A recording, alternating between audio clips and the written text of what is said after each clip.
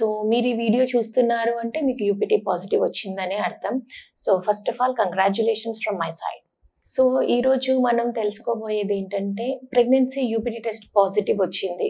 వచ్చిన తర్వాత నెక్స్ట్ మీరు చేయాల్సిన పని ఏంటి, అసలు మీరు తీసుకోవాల్సిన జాగ్రత్తలు ఏంటి, నెక్స్ట్ మీరు ఎలాంటి ప్రాబ్లమ్స్ ఉన్నప్పుడు డాక్టర్ దగ్గరికి వెళ్ళాలి, మళ్ళీ స్కాన్ ఎప్పుడు చేసుకోవాలి, ఇమీడియట్గా మీరు తీసుకోవాల్సిన జాగ్రత్తలు ఏంటి అన్నది చూద్దాము. హలో అండి, నేను మీ doctor Purnima, working as a fertility specialist at 49 Karimnagar branch.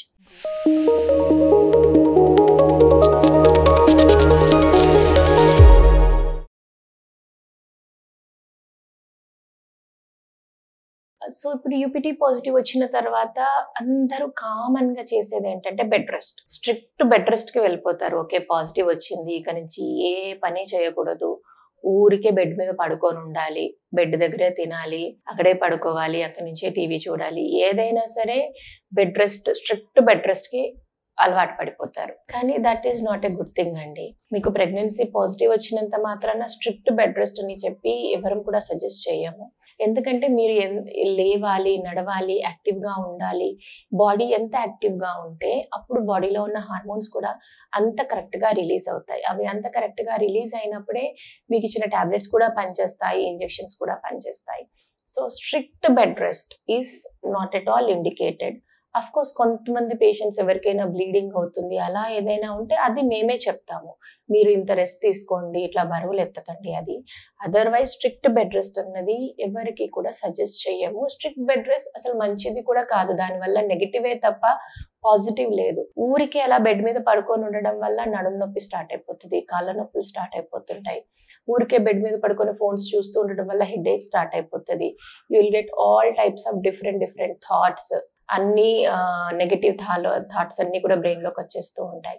So అట్లా లేని ప్రాబ్లమ్స్ వస్తాయి తప్ప స్ట్రిక్ట్ బెడ్ రెస్ట్ వల్ల పాజిటివ్ పాయింట్స్ అయితే ఏమీ ఉండవండి. సో స్ట్రిక్ట్ బెడ్ రెస్ట్ అన్నది అస్సలే అవసరం లేదు. అన్ని రకాల ఫుడ్స్ తీసుకోవచ్చు.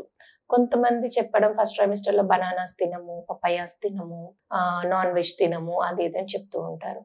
ఓన్లీ ఒక కచ్చా పపాయ తప్ప మిగిలిన all types of fruits, all types of vegetables and all types of millets అన్నీ కూడా తీసుకొచ్చండి. అన్ని రకాల పప్పులు, కూరగాయలు, నాన్ వెజ్ అన్నీ కూడా తినొచ్చు. ఇది తినకూడదు, ఇది తినొచ్చు అని ఏమీ లేదు.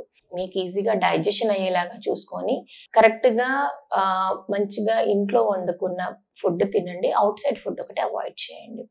నెక్స్ట్ డాక్టర్ దగ్గరికి ఎప్పుడు వెళ్ళాలి, ఎప్పుడు టెన్షన్ పడాలి అంటే, ఒకటి మీకు బ్లీడింగ్ అవుతున్నా, లేదంటే బాగా కడుపు నొప్పి వస్తున్నా, లేదంటే బాగా విపరీతంగా వామిటింగ్స్ అయిపోతున్నాయి, గిడ్డీనెస్ వస్తుంది, ఇలాంటి ప్రాబ్లమ్స్ ఏమన్నా ఉన్నా అప్పుడు మాత్రం కంపల్సరీగా డాక్టర్ని కన్సల్ట్ కావాలి.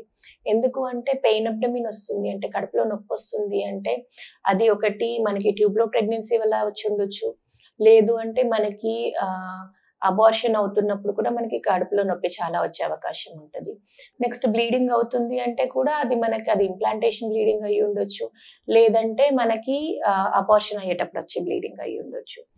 అలాగే బాగా వాంతులు అవుతున్నాయి అనుకోండి, హైపరెమిసిస్ గ్రావిడారం అంట, అలా బాగా వామిటింగ్స్ అవుతే కూడా మనం డీహైడ్రేషన్లోకి వెళ్ళిపోతాము, ఎలక్ట్రోలైట్ ఇంబ్యాలెన్స్కి వెళ్ళిపోతాము.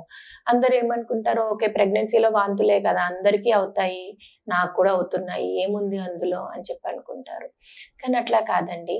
పర్ డే ఒక 1 or 2 వామిటింగ్స్ అవుతున్నాయంటే ఓకే, బట్ మోర్ దాన్ 4-5 అవుతున్నాయి, మీరు అసలు ఏమీ కూడా తీసుకోలేకపోతున్నారు, డీహైడ్రేషన్ అయిపోతుంది, మీకు బీపీ లో అయిపోతుంది, గిడ్డీనెస్, తల తిరుగుతుంది, అలాంటప్పుడు మాత్రం కంపల్సరీగా కన్సల్ట్ కావాలి. ఇదంతా కూడా మీకు ఇంకా ఫస్ట్ స్కాన్ కాకముందే, మనకు పాజిటివ్ వచ్చింది అనుకున్న తర్వాత, మనకు పాజిటివ్ వచ్చిన తర్వాత కూడా కొంతమందికి చాలా ఎర్లీగా స్టార్ట్ అయిపోతుంది. ఏంటి మార్నింగ్ సిక్నెస్ అంటే స్పెషల్గా మార్నింగే ఉండాలని లేదు, కొందరికి ఈవినింగ్ కూడా వామిటింగ్స్ అవుతాయి. సో అట్లా మనకు బాగా వామిటింగ్స్ ఉన్నా, లేదంటే మీకు కడుపులో నొప్పి ఉన్నా, లేదంటే బ్లీడింగ్ అవుతున్నా, అట్లాంటి టైంలో మాత్రం కంపల్సరీగా డాక్టర్ని కలవాలి. కలిసి స్కాన్ అది అవసరం ఉంటే చేయించుకొని మనకి ఏమన్నా గర్భసంచిలోనే ప్రెగ్నెన్సీ ఉందా, ట్యూబ్లో ఏమైనా ప్రెగ్నెన్సీ ఉందా, లేదంటే ఇంకా ఏదైనా ప్రాబ్లం ఉందా, సర్వైకల్ ఎక్టోపిక్ ఉందా, ఏమైనా అబార్షన్ ఏమైనా అవుతుందా, ఇట్లాంటివన్నీ కూడా రూల్ అవుట్ చేసుకోవాలండి. ఇలా ఏమీ లేకుండా మనకు ఎలాంటి ప్రాబ్లం లేకుండా ఉంటే ఒక 10 నుండి 15 రోజుల వరకు వెయిట్ చేసి మనకి యూపీటీ టెస్ట్ అంటే బ్లడ్ టెస్ట్, యూరిన్ టెస్ట్ రెండిట్లో మన ప్రెగ్నెన్సీ కన్ఫర్మ్ చేసుకున్న తర్వాత ఒక 15 రోజుల తర్వాత 10 నుండి 15 రోజుల మధ్యలో మనం స్కాన్ అన్నది చేసుకోవచ్చు. 10 నుండి 15 రోజులు చేసుకుంటే అప్పటికి మీరు ఆల్మోస్ట్ 6 వీక్స్ అయిపోయి ఉంటారు. 15 డేస్ అంటే 6 వీక్స్ అంటే అప్పటికి మీకు బేబీ హార్ట్ బీట్ అదంతా కూడా తయారైపోతుంది. కొందరు యాజ్ ఎర్లీ యాజ్ 1 వీక్ కి కూడా చేసుకుంటారు. నేనైతే జనరల్ గా 1 వీక్ కి చేసుకోమని చెప్పానండి. ఎందుకంటే 1 వీక్ అంటే 5 వీక్సే అవుతుంది. అంత ఎర్లీగా చేసుకున్నప్పుడు కొంతమందికి బేబీ హార్ట్ బీట్ వస్తుంది, రాదు, మళ్ళీ టెన్షన్ స్టార్ట్ అయిపోతుంది. అయ్యో బేబీ హార్ట్ బీట్ రాలేదు, మళ్ళీ వస్తుందా రాదా. 6 వీక్స్ కి అయితే 90% రావాల్సిన హార్ట్ బీట్ మొత్తం వచ్చేస్తుంది. కాబట్టి జనరల్ గా మీ యూపీటీ పాజిటివ్ డేట్ నుంచి ఒక 15 రోజుల తర్వాత వెజైనల్ స్కాన్ చేయించుకోండి అని చెప్తాము. ప్రొవైడెడ్ మీకు మధ్యలో ఎలాంటి ప్రాబ్లమ్స్ లేవు అంటే. ఏదైనా ప్రాబ్లం ఉంటే మాత్రం ఇమీడియట్ గా గైనకాలజిస్ట్ ని కన్సల్ట్ చేయండి. సో అదండి, మీకు యూపీటీ పాజిటివ్ వచ్చిన తర్వాత మీరు చేయాల్సినవి, చేయకూడనివి. ఇంకా ఏమైనా డౌట్స్ ఉంటే కమెంట్ సెక్షన్ లో పోస్ట్ చేయండి. I will try to answer them. Thank you.